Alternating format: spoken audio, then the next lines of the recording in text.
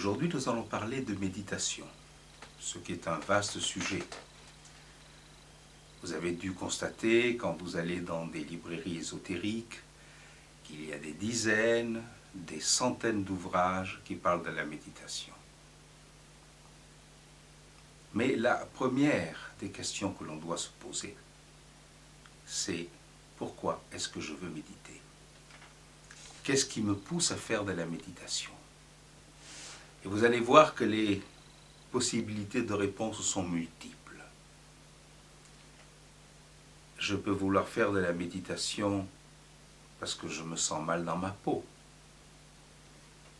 parce que j'ai des problèmes relationnels, parce que j'ai des angoisses. Faire de la méditation parce que je veux sortir du quotidien qui me lasse, parce que je veux prendre de la distance vis-à-vis de mon ego, peut-être, parce que je veux connaître autre chose, je veux vivre autre chose. Et tout ça, ce sont des raisons possibles. Chacune est valable. Mais il faut laisser chacune à sa place. Si je dis que je veux faire de la méditation parce que je me sens mal dans ma peau, cela sous-entend que je veux faire de la méditation pour ça et pas pour autre chose. Les méditations, il y en a de multiples. On peut dire, en résumant, qu'il y a deux familles de méditation. La méditation avec support et la méditation sans support. Dans la méditation avec support, j'ai dès le départ un sujet, un thème sur lequel je vais m'appuyer, comme par exemple l'observation du souffle, l'observation de la position du corps. Et c'est très bien, c'est très positif, c'est nécessaire même. Puis il y a une deuxième famille qui est la méditation sans support. Et dans la méditation sans support, je vais méditer simplement en observant ce qui est. C'est le plus compliqué. Mais revenons au pourquoi de votre méditation. Peut-être voulez-vous vous évader du quotidien. Peut-être voulez-vous connaître des états modifiés de conscience, ce qui est possible d'ailleurs. Le pourquoi de votre raison est extrêmement important. Et surtout, il ne faut pas jouer avec cela. Vous devez être totalement sincère avec vous-même. Lorsque vous parlez à des amis, vous pouvez dire « Ah oui, moi je fais de la méditation pour ceci, pour cela. » C'est pas grave. Mais la personne avec laquelle vous ne devez pas jouer, c'est vous-même. Vous devez être très au clair avec vous. Le pourquoi vous voulez méditer. D'autant que vous allez constater au fil des mois, si vous persévérez dans la méditation, que le pourquoi va se modifier. Au départ, on veut méditer parce qu'on a mal au dos ou au ventre. Et on nous a dit, oh ben, fais de la méditation, tu verras, tu iras mieux. Ben, pourquoi pas? Alors vous faites de la méditation. Et c'est vrai que le fait de se poser mentalement, nerveusement, émotionnellement, va permettre d'apaiser les énergies, va permettre de se sentir mieux. Ça peut aider à soulager certains maux. Et peu à peu, en méditant, vous verrez qu'apparaissent d'autres causes. Il faut peut-être des années et des années avant de savoir vraiment pourquoi on veut méditer. Mais toujours, ne jouez pas avec vous-même.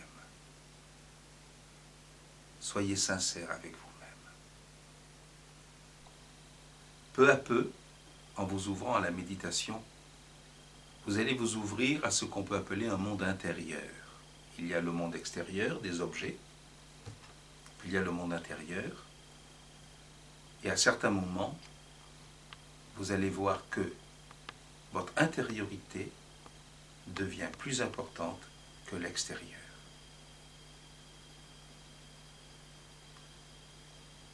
être avec soi-même. Voilà un des principaux objectifs de la méditation. Être vraiment avec soi. Être présent à soi-même. C'est pourquoi je vais vous donner une première indication qui pour moi est fondamentale. Au départ, soyez attentifs à la posture du corps, à l'assise. D'ailleurs, dans le zen, on ne dit pas qu'on va faire de la méditation, on dit qu'on va faire de l'assise. On va s'asseoir. Celui qui sait s'asseoir, sait déjà méditer d'une certaine façon. S'asseoir comment? Bonne position du corps. La colonne vertébrale bien droite. Légèrement étirée vers le ciel. La tête bien positionnée, ni en avant ni en arrière. Sentir l'assise du siège sur lequel vous êtes. Les jambes tranquilles, les épaules détendues, le ventre qui respire doucement et calmement, le visage paisible. Si vous pouvez, tous les jours, rester, on va dire, une dizaine de minutes